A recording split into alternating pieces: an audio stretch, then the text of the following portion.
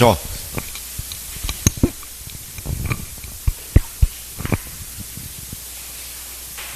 1번 보시면 1번은 답이 4번이고요.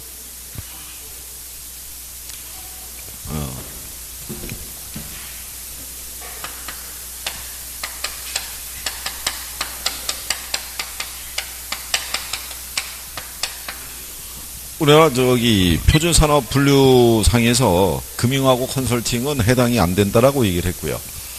그 다음에 외국인이 우리나라에 들어와서 이 토지라든가 부동산 투자할 수 있죠.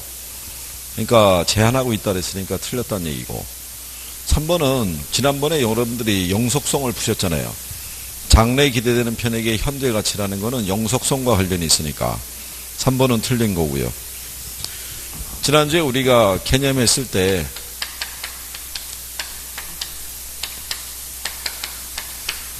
경제적 개념 그러면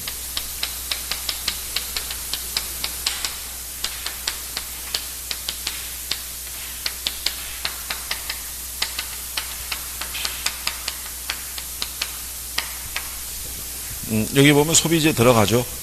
네. 그래서 이제 답이 4번이죠. 중물류 항목에서는 임대 및 공급업 하고요. 관련 서비스업으로 나눌 수 있고, 지난번에 우리가 수정했지만, 금년 1월 1일에 표준산업 분류상에 이 부동산 관련 서비스업이 바뀌어서 가지고, 그 수정해드렸잖아요. 중개 및 대리업, 투자 자문업, 그 다음에 감정평가업, 이렇게 세 가지로. 그렇죠? 네. 중물류에서는 이렇게 크게 두 가지로 나누고 있어요. 그러니까 4번이 답이고, 그러면 선생이 부동산 관련 서비스업의 종류에 대해서 문제로 또 내겠다라고 암시하는 거랑 똑같죠. 그러니까 공부해 놓으셔야지 그게 나오면 맞출 수 있다라는 거. 그렇죠? 네, 1번은 4번 답이죠. 2번은 답이 1번이죠. 5번은 우리가 부지를 얘기하죠. 선화지가 아니라 이 부자가 바닥 부자라고 그랬죠. 건축 용지로만 쓰이지 않고 포괄적인 용어다 이렇게 얘기를 했고요. 4번은 한계지가 아니라 획지 얘기하겠죠. 3번은 토지 등기 단위니까 필지를 얘기를 할 거고요. 그 다음에 지역 내에서라고 우리가 얘기했으니까 얘는 이행지가 되겠죠. 그래서 뭐 2번은 무난하게 맞춰주실 거라고 생각을 하고, 그렇죠? 네.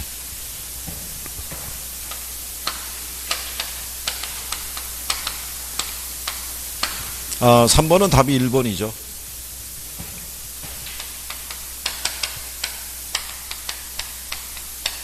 개별성 때문에 일물일가의 원칙이 적용이 안 되죠.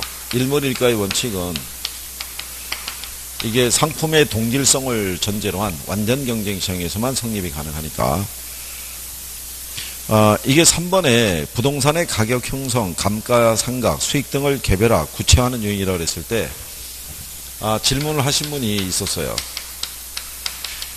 이게 감가상각을 이거를 구체화, 개별화한다라고 얘기를 하는데 이하고는 관련이 없는 거 아니냐 그랬는데, 우리가 이 개별성은 건물이나 기타 계량물에도 적용이 가능하죠. 같은 날 완성이 된 건물이라 할지라도 어떻게 관리하느냐에 따라서 감가의 정도가 다 다르게 나올 수밖에 없죠. 네, 그래서 걔도 다 맞는 지문이죠. 그래서 3번에는 답이 1번.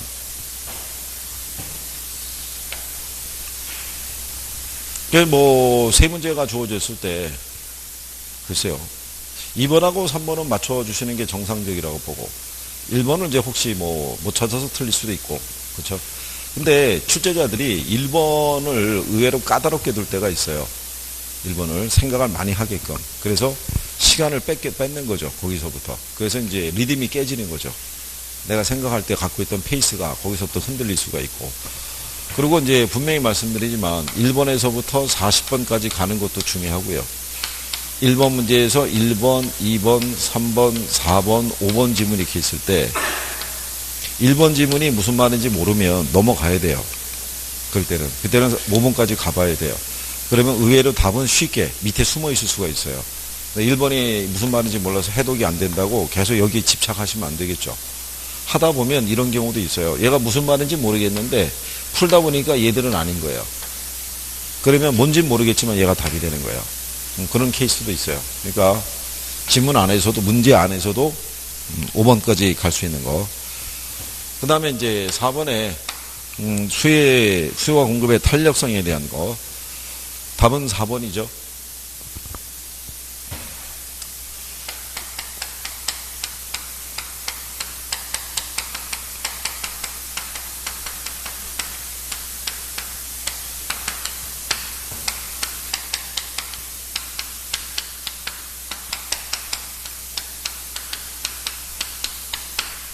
우리가 분수식에서 읽을 때는 분모부터 이렇게 읽고 올라간다고 알려줬죠. 그러니까 1번 지문 보면 수요량의 변화에 대한 가격 변화에 대한 게 틀렸겠죠.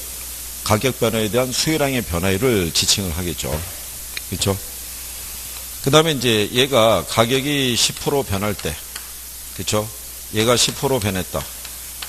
1이죠. 이걸 단위 탄력적이라고 그랬고, 얘가 10% 변할 때, 얘가 11% 변했다는 얘기는 1.2, 1보다 크죠?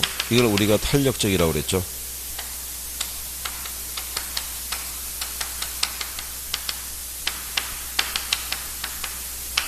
그러니까 가격 변화에 비해서 양의 변화가 큰 것을 우리가 탄력적이라고 그러고요. 작은 거를 뭐라고 그러냐면 비탄력적이라고 그러죠.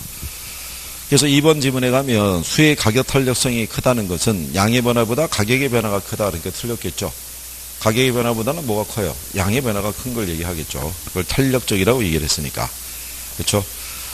그 다음에 일반적인 이렇게 비탄력적인 반응을 보이는 애들이 주로 필수제죠. 필수제들은 대부분 대체제가 없죠. 그러니까 생산자들의 입장에서는 가격이나 임대료를 올릴 때 오히려 수입이 늘어난다라고 얘기를 했죠. 내리면 오히려 수입이 줄잖아요. 그리고 5번에는 소득이 증가함에 따라 가격 탄력성이 커진다니까 틀렸죠. 소득이 증가하면 소득 탄력성의 변화가 발생해야 되니까. 그 답이 이제 4번이죠. 단기적으로 수요하고 공급은 어떻게 돼요? 비탄력이죠. 우리가 지난 시간에 수요와 공급의 탄력성에 영향을 주는 요인, 그래서 수요하고 공급에서 했었죠. 수요도 단기는 어떻다고 그랬어요? 비탄력적. 장기는 탄력적이죠. 그죠? 수요자들도 단기적으로는 구매력을 축적하기까지는 뭐가 시간이 많이 걸리죠.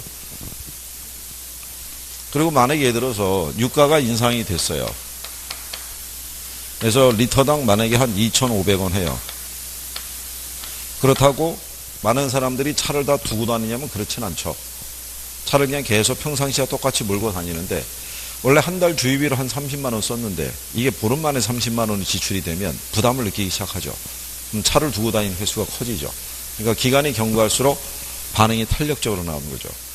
얘도 우리가 지난 시간에 생산 기간을 놓고 봤을 때 단기 비탄력, 장기 탄력적이라고 지난 시간에 이거 한 거죠. 기본이 이걸 갖고 하는 거니까 단기, 장기, 그렇죠? 그래서 이제 4번은 답이 4번 이렇게 되는 거죠. 그 다음에 5번에 가게 되면, 자, 이거는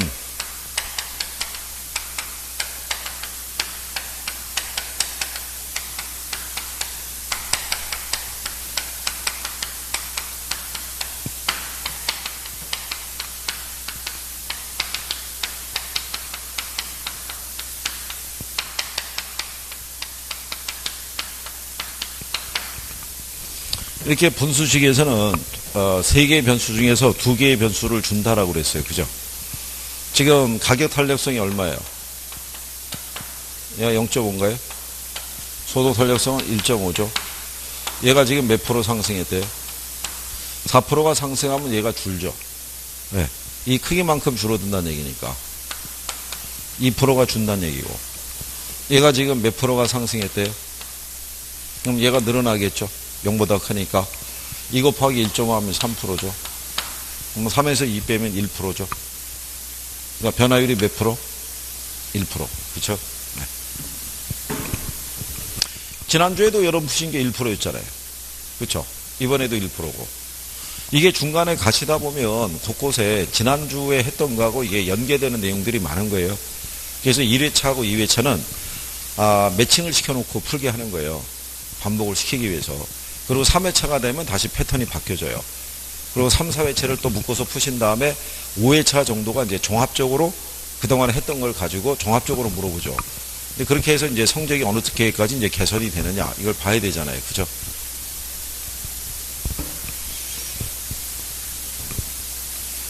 어쨌든,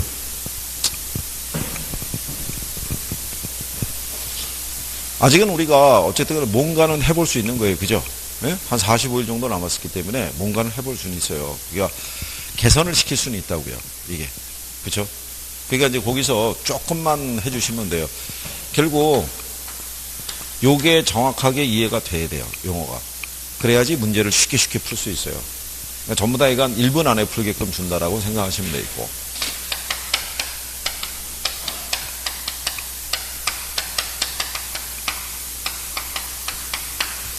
시장에서 건축 자재 가격이 하락했을 때 단기와 장기의 가격 변화를 한번 기출해서 물어본 적이 있다고 그랬죠. 건축 자재의 가격이 하락할 때 단기는 가격이 어떻게 된다 그랬어요. 이게 불변이죠. 그렇죠? 장기는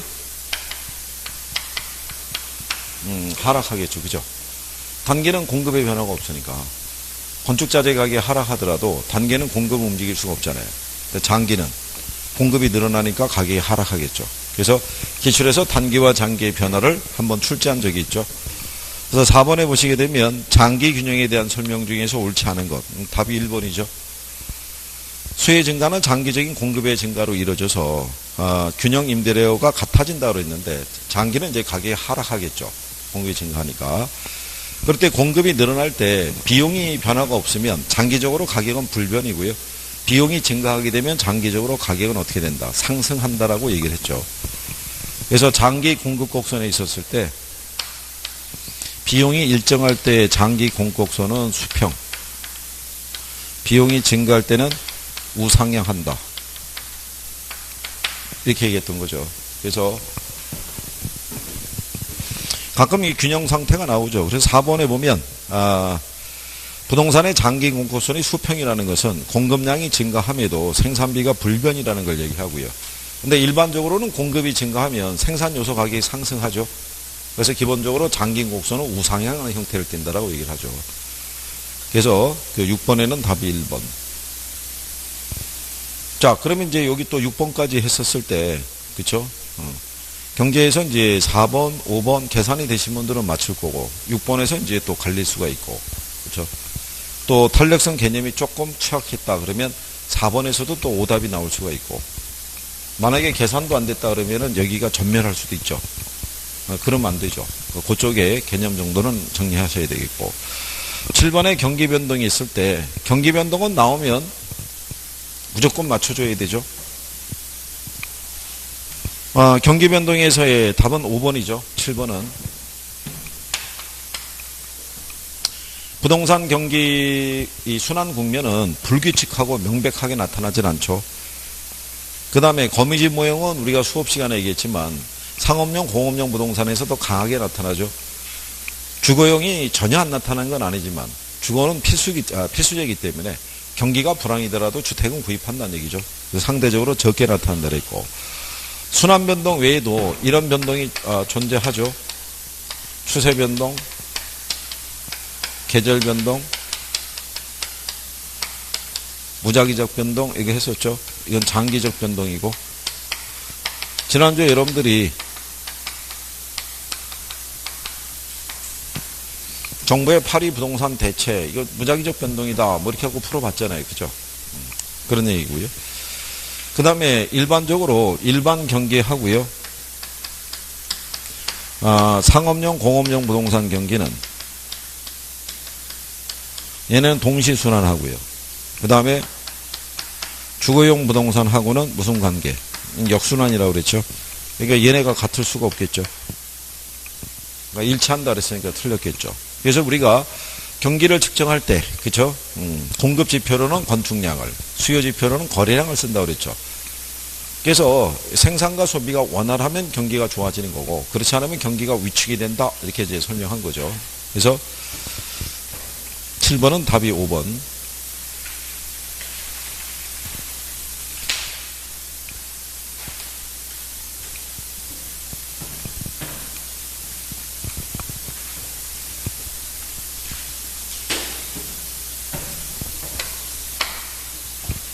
자, 8번을 갔을 때 부동산 분석을 위한 자본환원 개수에 관한 사항 중에서 틀린 거 물어봤으니까 답이 3번이겠죠. 할인율이 R'일 때 N년 후의 이론의 현재 가치 구하는 거는 일시불의 현가 개수죠. 그죠?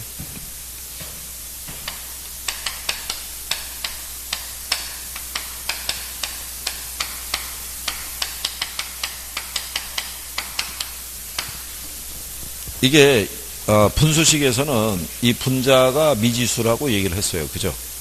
그러니까 우리가 이 분수식에서 구하고자 하는 미지수는 이 개수 앞에 있는 애를 구하고자 하는 거죠. 얘를. 그쵸? 그러면 여기가 뭐가 들어가겠어요? 연금에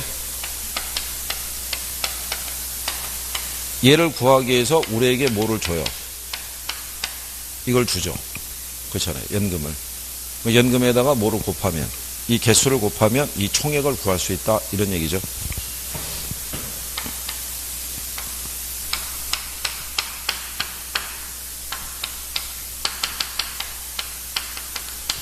정년퇴직자가 정년퇴직일로부터 매년 1,000만원씩 몇 년 동안. 그러면 여기 지금 보면은 뭐는 줘요? 연금은 주잖아요. 그러면 이 돈에 이걸 내가 정년퇴직하는 시점에서 일시불로 받고 싶을 때 얼마를 받을 수 있을까? 이거 구할 때 쓰는 게 연금의 현가개수의 논리죠. 그렇죠? 그러니까 연금에다가 이 개수 곱하면 총액을 구할 수 있죠. 무슨 말인지 아시겠나요? 얘하고 역수가 뭐가 되겠어요?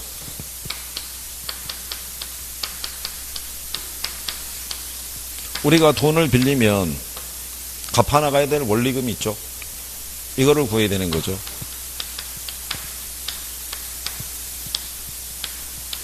이거를 구하기 위해서 우리에게 뭐는 줘요? 얘는 주죠. 뭐를? 연금의 현재 가치는 주죠.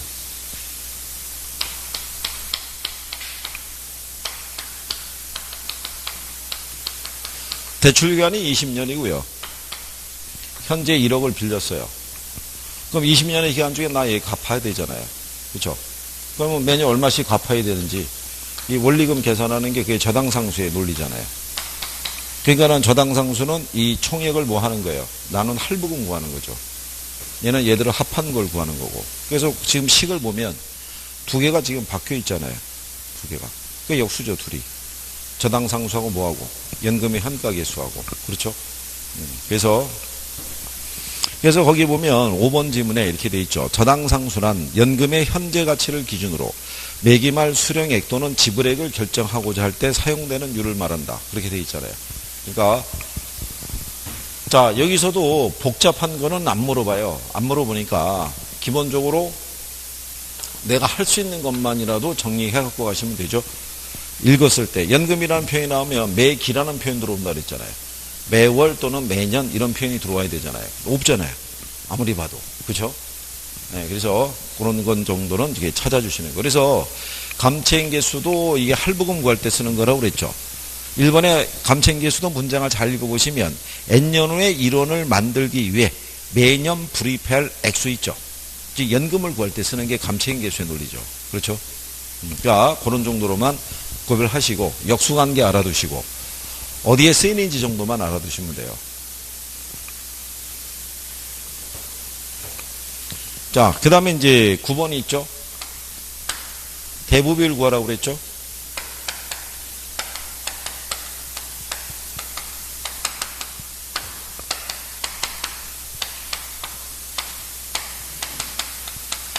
부동산 가치에 대한 융자금의 크기를 이걸 비율로 우리가 표시한 거죠. 그러니까 요것만 알면 되죠. 왜냐하면 매매 가격이 얼마라고 줬어요. 1억이라고 줬으니까. 이거는 푸는 거 알려줬죠.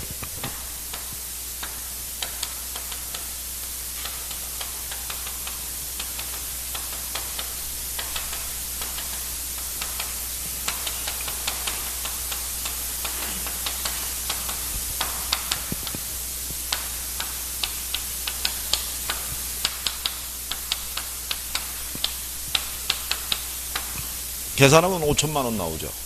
네. 그러니까 1억에 5천이면은 몇 프로? 50%.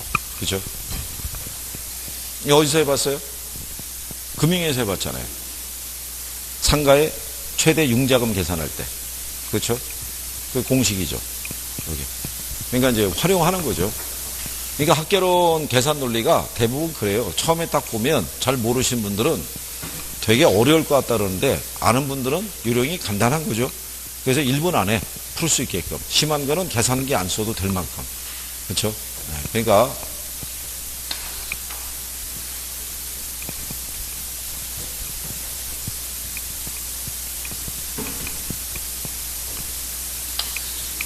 요즘은 학생분들이 하도 틀릴 때마다 뭐 이런 그 탄식을 많이 한다고 뭐라고 그랬더니 요즘은 탄식은 안 하는 대신에 쳐다보진 않는데 입은 계속 움직이고 있어요. 뭐라고 계속 중얼거리고 있는 거야.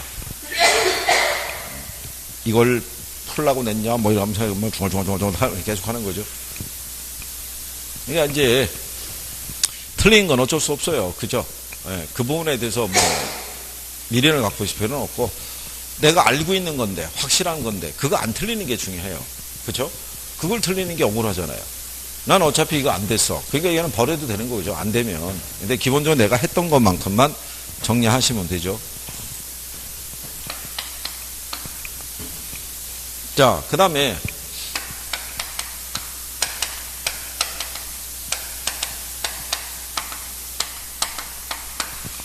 포트폴리오 효과라든가 또는 위험분산 효과라고 그러죠. 이걸 측정하기 위해서 우리가 이제 이 상관계수를 대입하죠. 상관계수는 마이너스 1에서부터 어디까지? 1까지. 마이너스 1일 때가 포트폴리오 효과가 최대가 되고 1일 때가 최소가 된다라고 얘기를 했죠. 만약에 갑이라는 사람이 부동산을 소유하고 있을 때 이 사람이 만약에 다른 금융자산인 주식하고 채권과의 조합을 통해서 분산 투자하고자 했을 때 주식과의 상관계수는 0.123으로 채권과의 상관계수는 0.765로 나왔다라면 이 갑이라는 사람은 주식하고 결합을 해서 분산 투자하는 것과 채권과 결합해서 분산 투자하는 것과 어느 게 효과가 커요? 응? 어느 게? 둘 중에. 부동산을 가지고 할 때 얘랑 결합해야 되잖아요. 얘랑. 이게 수치가 작다는 얘기는 여기에 가깝다는 얘기잖아요. 마이너스 1에. 그러면 위험과 수익의 움직임이 반대로 간다는 얘기잖아요. 그래 분산 효과가 있으니까. 얘는 수치가 1에 가깝잖아요. 그죠? 그러니까 1로 투자를 하게 되면 분산 효과가 안 나타나지겠죠. 위험과 수익의 움직임이 같이 가니까. 그렇죠? 그러면 1번 지문에 보면 포트폴리오를 구성하는 개별 자산 간의 상관관계가 높을수록 위험은 감소한다 그랬으니까 틀렸을 거 아니에요. 그렇죠? 그 다음에 거기 보시면 4번 지문에 상관관계가 낮은 개별 자산 간의 결합은 포트폴리오 위험을 증가시킨다 하니까 틀렸겠죠. 그러니까 실전에서도요. 같은 건데 제목만 표현만 바꿔버려서 오답을 유도를 해요. 그리고 5번에 가면 상관계수가 0일 때 포트폴리오 위험이 가장 작아진다 그랬으니까 틀렸겠죠. 언제 가장 작아져요? 마이너스 1일 때가 제일 작아지겠죠. 그죠? 자, 위험의 척도인 표준 편차는 개별 자산의 표준 편차를 가중 평균한 것과 같다는 틀리죠. 위험을 가중 평균하게 되면 줄어드는 게 나타나잖아요. 비체계적 위험에서. 그래서 답은 3번이겠죠. 기대 수익은 개별 자산 간의 기대 수익을 뭘 하는 것 같다. 가중 평균한 것과 같다. 그래서 걔가 답이 되고요. 그래서 우리가 포트폴리오 기대 수익률을 구하는 거를 12번에 놓고 우리가 해봤죠. 12번은 그냥 산술 평균 하도록 배열을 해준 거죠. 예전에 여러분도 한번 다뤄본 거죠. 어디서? 칠판에 제가 적고 막 해봤으니까. 기억하시잖아요. 그러니까 A가 있고 그 다음에 뭐가 있어요? B가 있는데 여기 보면은 A에 대한 거는 40하고 얼마? 60. 얘는 20하고 그럴 때 얘들도 지금 각각의 호황과 불황에 대한 것이 50%씩 줬고 자산 비중도 몇 %씩. 이 조건이 충족이 되면 그냥 나누기 4라고 그랬죠. 기억하시나요? 다 더해서 일일이 계산할 필요가 없죠. 얘 절반이면 20이고요. 절반이면 30이잖아요. 얘가 50%니까. 절반이면 얼마겠어요? 나누기 2해도 되죠? 25%. 얘 절반이면 10이고 절반이면 15니까 더하면 25%. 나누기 2하면 얘 12.5%. 그럼 다 더하면, 그러니까 굳이 뭐 이렇게 할 필요가 없잖아요. 다 더하면 150이니까. 150에다 나누기 4하면 37.5% 나오겠죠. 그죠? 근데 출제자들이 4개씩 준 적은 없어도요. 하나는 50%를 주고 출제한 적은 있어요. 그러면 그냥 그것도 그냥 산술평균에서 계산하라 이런 취지죠. 다 틀리게 주면은 그건 다 계산하라는 얘기고. 그렇죠? 그러니까 그런 요령까지 우리가 해봤던 거죠. 자, 그 다음에 이제 11번 문제를 가시게 되면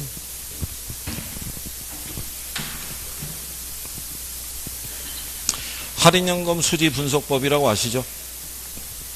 할인연금 수지 분석법은 종류가 몇 가지 있어요?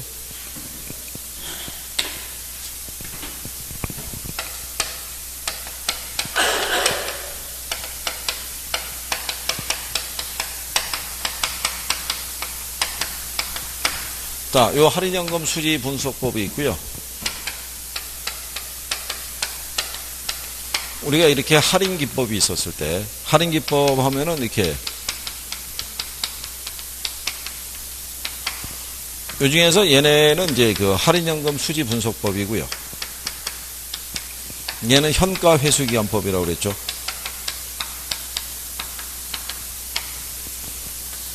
그러니까 얘도 화폐 시간 가치를 고려하니까 이제 할인기법에 포함시킨 거고, 여기에 있는 할인연금 수지 분석법에는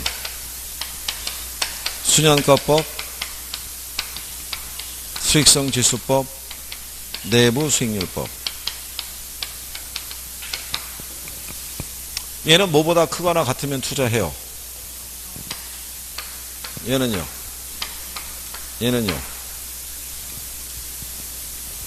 예.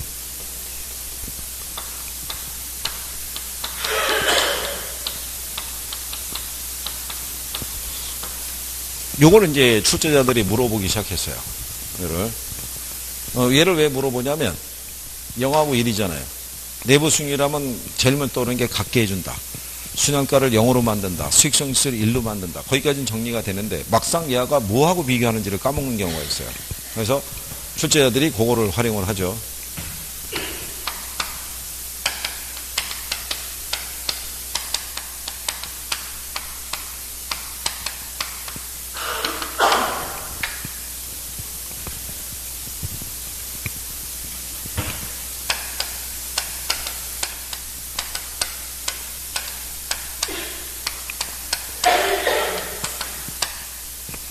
얘는 이거를 차감해서 우리가 계산한다고 했을 때, 이 수년가 쪽에서는요, 요 유입 있죠? 얘가 지금 현금 수지를 할인을 해서 분석하는데, 이 현금 수지를 못 쓴다고 그랬어요.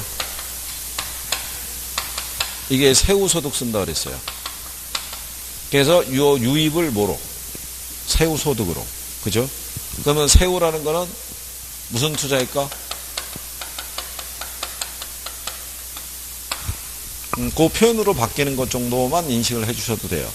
그러니까 유입의 현가합에서 유출의 현가합을 뺀 게 차감한 게 수년가인데 이때 유입으로 쓰는 그 흐름이 뭐를 쓴다 그랬어요? 세후소득을.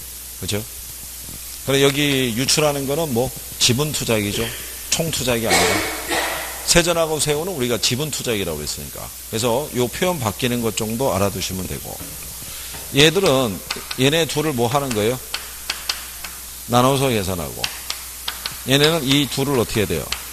갖게 해주니까 그래서 수년가를 뭐로 만들어주고 0으로 수익성 지수를 뭐로? 1로. 지난번에 우리가 할인율까지 해봤죠? 얘네들은 할인율을 못 쓴다 그랬어요. 여기 요거 수익률 쓰고 얘는 내부 수익률 쓴다 그랬어요. 그리고 수년가하고 내부 수익률을 비교할 때 어느 게 더 우수하냐? 그러면 수년가가 어떤 문장이 수식되든 관계없이 수년가가 우수하다. 뭐 그런 정도라도 기본적으로 정리하고 하시면 돼요. 무슨 말인지 아시겠죠? 여기도 싫어해요. 학생분들이. 싫어한다고 다 버리게 할 수는 없고 그래도 기본적인 거라도 알고 들어가면 그게 포인트가 되니까 그거를 바꿔주는 거는 간단하게 찍어서라도 맞출 수 있어야 되는 거예요. 그죠? 왜냐하면 이거 수업할 때 초기에 얘는 미래 현금 흐름을 이런 식으로 할인율 써서 할인해갖고 유입하고 유출하고 비교해서 이렇게 해서 구하는 방법이다 그러면 아무 생각 없죠. 그럼 그때는 잘 들어오지가 않죠. 그렇다고 이제 시간이 흘러서 시험이 임박했는데 다시 그거를 또 한다는 거는 어차피 들어가지도 않고요. 그러면 안 되는 분들은 바로바로 버려버리니까 기본적인 거라도 갖고 들어가도 돼요. 그래도 그 정도 선에서도 답을 유도하니까. 그렇죠? 그러니까 복잡한 걸 다 요구하는 건 아니죠. 여기서 해볼 수 있는 것까지만 해달라 이런 얘기죠. 그러면 우리가 11번에 투자로 인해서 발생할 미래의 현금 흐름을 적절한 할인율로 할인한 후에 현가에 당초의 투자 지출액을 나눈 것 하면은 수익성 지수가 되겠죠. 그래서 이론의 투자 비용당 현금 유입으로 측정한 상대 금액으로 투자의 경제성을 평가한다는 것까지는 지난번에 설명을 했어요. 얘는 영월 기준으로 판단하니까 투자 규모의 차이가 비교가 안 되죠. 근데 얘는 투자 규모의 차이가 구별할 수 있다고 그랬죠. 수익성 지수는. 그래서 수익성 지수는 초기 투자 규모가 작을수록 뭐가? 수익성 지수가 커진다라고 했었잖아요. 그렇죠? 예, 뭐 이제 그런 내용을 반영하고 있는 거니까.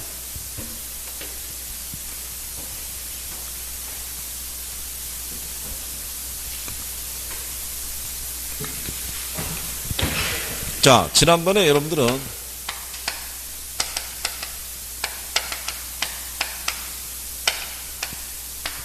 투자자의 위험 회피적인 그 투자자에 대해서 정리했었죠. 그렇죠? 네. 위험 회피적인 투자자는 위험을 혐오하는 사람이죠. 그렇죠? 위험을 혐오하는 사람이더라도 위험을 감수하고 투자해야 하네요.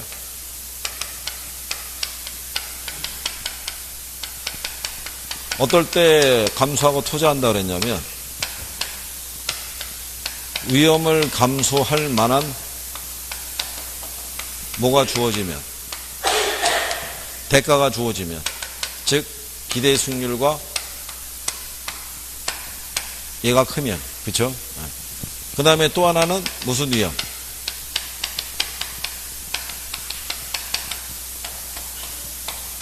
피할 수 없는 위험이 주어지면 어떻게 한다 그랬어요?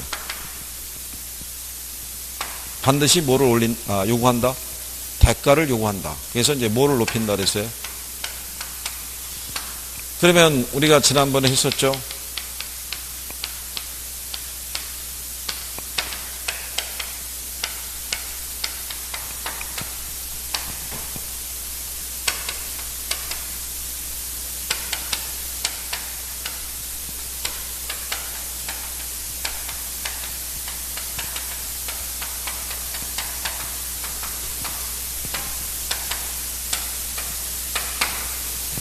이게 두 번 나왔을 때요. 언급을 이렇게 해준 거죠. 한 번은 자 인플레 위험에 대처하기 위해서 대출자는 차입자에게 고정이자율로 대출한다. 그럼 틀리겠죠. 그러고 난 다음에 박스 안에다가 다음 중에서 투자자의 이제 위험과 수익에 관한 내용이다. 그 다음에 올바른 거 고르라 그랬을 때 지문 하나가 이렇게 들어온 거죠. 차입자에게 고정이자율로 대출해주면 대출자의 인플레 위험은 낮아진다. 이렇게 준 거예요. 틀리겠죠. 고정이자율로 대출해주면 안 되고 무슨 이자율로? 변동이자율로 대출해주니까 이렇게 활용하는 거예요. 이렇게 써서. 그렇잖아요. 그러면 우리가 이 인플레 위험에 대해서 투자자는 어떻게 대처한다 그랬어요? 인플레 위험에 대해서 투자자는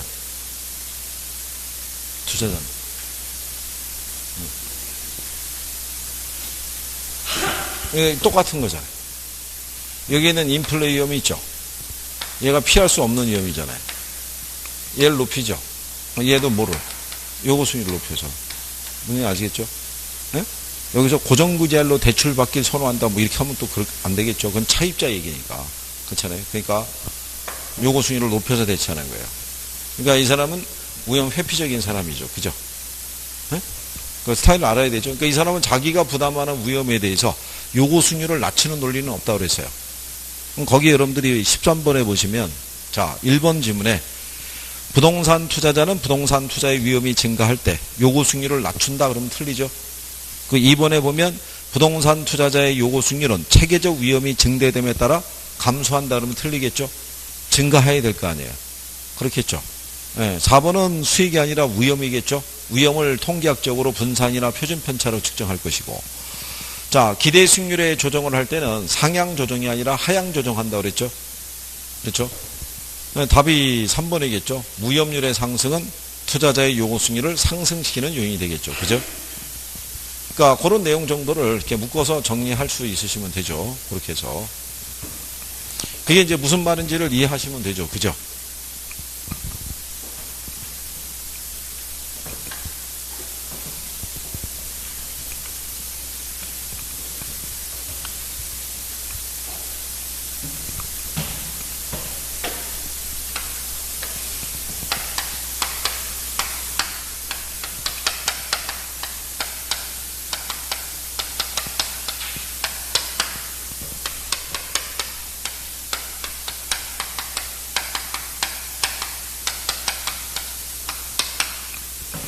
우리가 지난 시간에 이거 알려줬죠?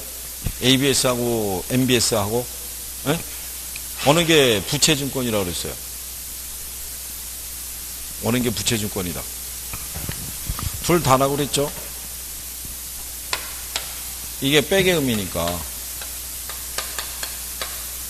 이게 담보로 빌리는 거 아니에요?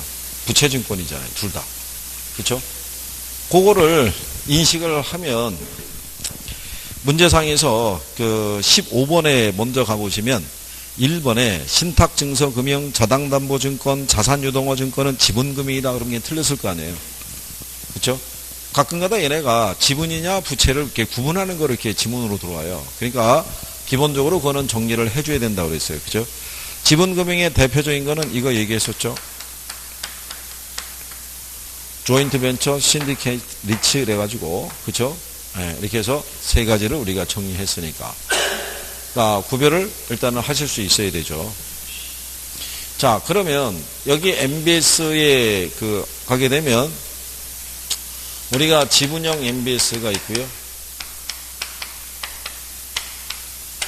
채권형 MBS가 있고, 그 다음에 혼합형 MBS가 있죠.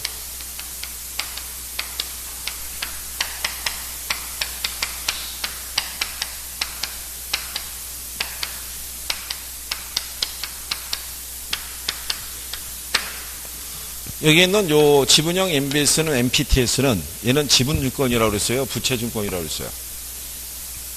이거.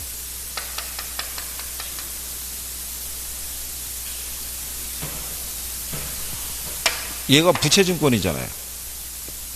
이게 다 부채증권이죠. 부채증권이고 그 안에 형식만 지분형이라는 얘기죠. 그죠? 저당권의 일부를 투자자에게 매각하는 스타일로 해서 증권을 발행하는 거니까. 그러니까 다 이제 부채증권이고요. 그 다음에 얘하고 비교하면 어느 게 더 포괄적이라고 그랬어요? 이게 포괄적이라고 그랬어요. 그죠? 얘가 더 넓은 의미라고요. 그러니까 얘는 모든 자산을 기초로 유동할 수 있고 얘는 뭐 하나만, 저당권 하나만 유통시킬 수 있는 거예요. 유동화. 거기 14번 지문에 가시면요. 이런 얘기죠. 4번에 기업이나 금융기관들이 보유한 모든 자산을 기초로 증권화한 부동산 상품 중에서 대표적인 게 주택자당증권이 아니라 그게 ABS라는 거죠. 모든 자산을 기초로. 그죠? 그러니까 여기까지만 정리하고 들어가시면 될 것 같다는 얘기죠.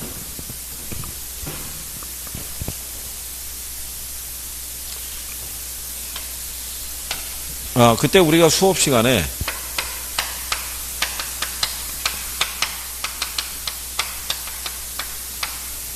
기업이나 금융기관들은 부동산도 있고요. 할부채권, 리스채권, 각종 매출채권, 저당권 이게 자기네가 보유하고 있는 뭐가 있을 때 자산이 있을 때 미래 현금 흐름이 보장이 되는 건전자산이 있으면 다 유동화시킬 수 있다라고 얘기한 거죠. 그래서 그때 여러분들에게 예를 들어드린 게 이거 얘기했었죠. 자동차 회사에서 신차를 개발해야 되는데 개발 자금이 한 8천억 필요하더라. 근데 시장 상황이 안 좋아서 주거래은행이나 시중에서는 자금 조달이 어렵죠. 그럼 얘네가 자체적으로 자금을 조달할 수 있는 거는 고객에게 할부로 판매했으니까 이 고객들이 매월을 단위로 뭐가? 이 할부금이 들어올 거 아니에요. 근데 할부금은 현재 내가 확보하고 있는 현금이 아니죠. 앞으로 들어올 돈이지.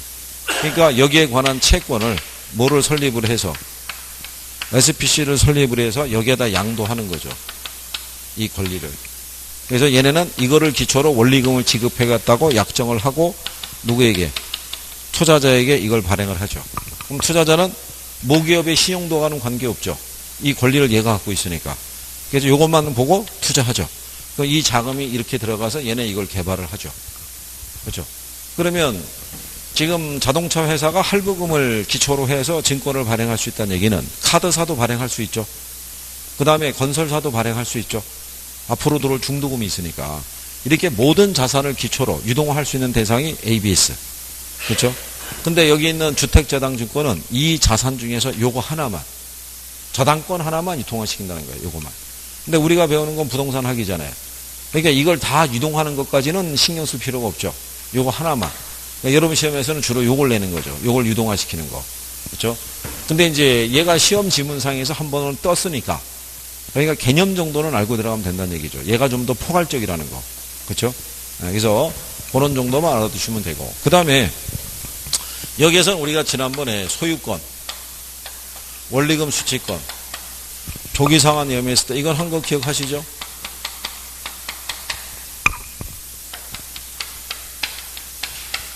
지난주에 했었죠? 얘네 셋의 공통점이 이걸 누가 갖고 있다는 거? 발행자가 갖고 있다는 거. 이거는 투자자가 갖고 있다는 점이 얘하고 성격이 같아서 얘네가 혼합형이라고 얘기한 거죠. 그래서 이제 거기 14번에 보시면 1번에 MBB의 투자자가 소유권을 갖는다 그랬으니까 틀렸을 거 아니에요. 5번에 가면 CMO의 투자자가 소유권을 갖는다 그랬으니까 이것도 틀렸을 거 아니에요. 그러니까 이제 답이 2번이죠. 주택금융공사는 보유하고 있는 주택저당 채권을 기초로 주택저당증권을 발행하고 있다고. 수업 시간에 몇 번 적어드렸죠? 기억하시나요?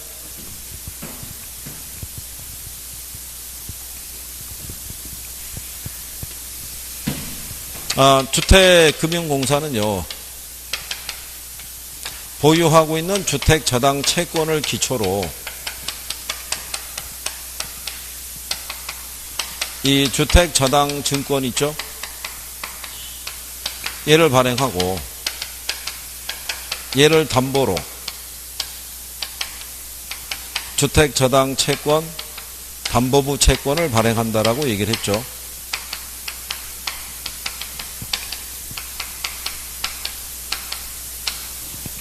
이렇게 적어드렸잖아요.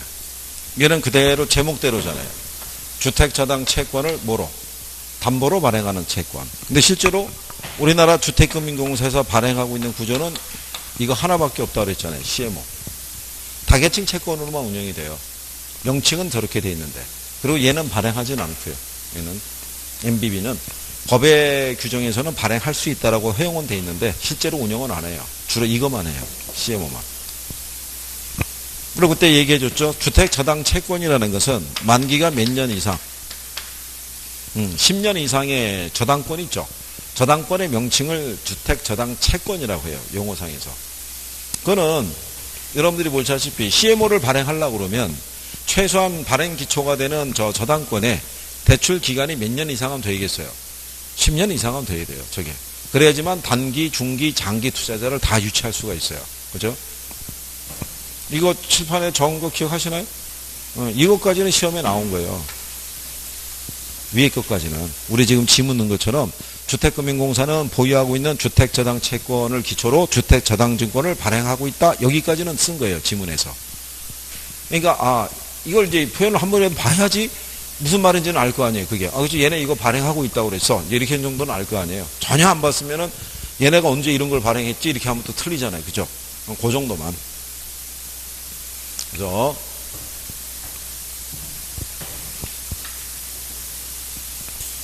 지난주에는 주로 얘네 세 개를 비교하는 거로만 문제를 풀었잖아요. 그렇잖아요. 이번에 이제 거기에 관련된 이제 기초적인 내용을 같이 이제 풀어본 거죠.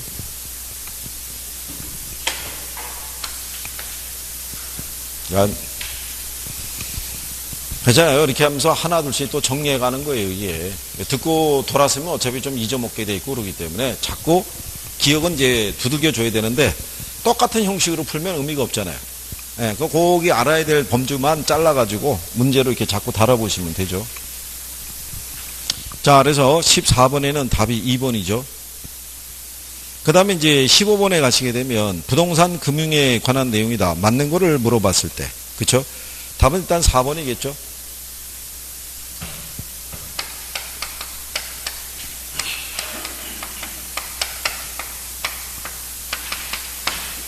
자, 프로젝트 금융이라는 것은요, 이 프로젝트로부터 자금을 융통한다고 그랬죠. 그렇죠? 그럼 얘는 뭐를 담보로 자금을 융통한다고 그랬어요? 이 프로젝트 자체의 뭐? 사업성. 즉, 이 현금 흐름을 담보로 해서 자금을 융통하는 방법이죠. 그러니까 물적 자산을 담보로 하는 게 아니잖아요. 이 프로젝트 자체로부터 향후 발생할 거라고 예상하는 수입이 있죠. 네, 그걸 가지고 담보로 해서 이 자금을 조달한다는 거죠. 그래서 이게 출제자들이 최근에 이렇게 표현을 써준 이유는 이제 정확하게 정리가 안 되는 사람은 프로젝트 금융은 담보를 제공해서 자금을 조달하는 게 아니다. 이렇게 잘라서만 정리한 사람은 틀릴 수도 있다는 얘기죠. 그 사람은 담보가 들어가면 틀린다고만 인식하고 들어갔을 거 아니에요. 그럼 앞에 문장은 보지도 않고 담보로 자금을 조달하는 금융기법이다 그랬으니까 그걸 또 일본을 준 거예요. 위인을 하기 위해서.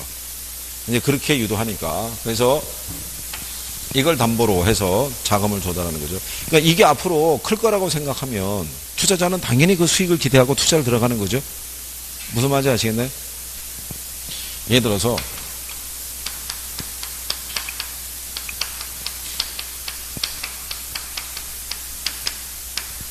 천안 논산간 고속도로를 건설할 때 들어가는 비용이 있잖아요. 비용이 있는데 비용 대비 이게 개통이 되면 이 도로를 이용하는 차량 대수가 무진장이 많을 것이다. 수요 예측이 만약에 됐다 그러면 여기만 들어가기만 하면 이건 뭐 돈이 될 것이다. 이렇게 인식되면 들어가요, 안 들어가요? 들어갈 거 아니에요. 여기서 나오면 사용료가 그건 들네. 그렇잖아요. 그거 보고 들어가는 거죠. 자, 그래서 이제 거기 보면 15번에 2번에 기업 대출과 프로젝트 파이낸싱은 보유 부동산을 담보로 자금을 조달한다면 틀리죠. 기업 대출은 보유 부동산을 담보로 제공하지만 프로젝트 금융은 보유 부동산을 담보로 자금을 조달하는 게 아니라 이걸 담보로 자금 조달한다는 거고, 사업성, 현금 흐름을. 그리고 이렇게 조달한 자금에 대해서는 차입자가 관리하는 거 아니라고 그랬죠. 무슨 계정을 두고? 위탁 결제 계정, 에스크로 어카운트를 두고 관리한다라고 얘기를 했었어요. 그죠? 그리고 기준금리가 상승하는 시기는 무슨 이자율로 대출받아야 돼요? 에? 고정금리로 차입자 입장에서. 그러니까 답이 4번이잖아요. 조기 상환을 할 때는 시장 이자율이 있고 무슨 이자율이 있을 때. 얘가 얘보다 크면 조기 상환하죠. 내가 이자도 많이 물고 있는 거예요. 이건 계약 당시 정한 이자율이잖아요. 계약 당시에 나는 3.5%로 대출받았는데 시장 금리가 예를 들어서 한 2.5% 수준, 이건 어마어마한 차이죠.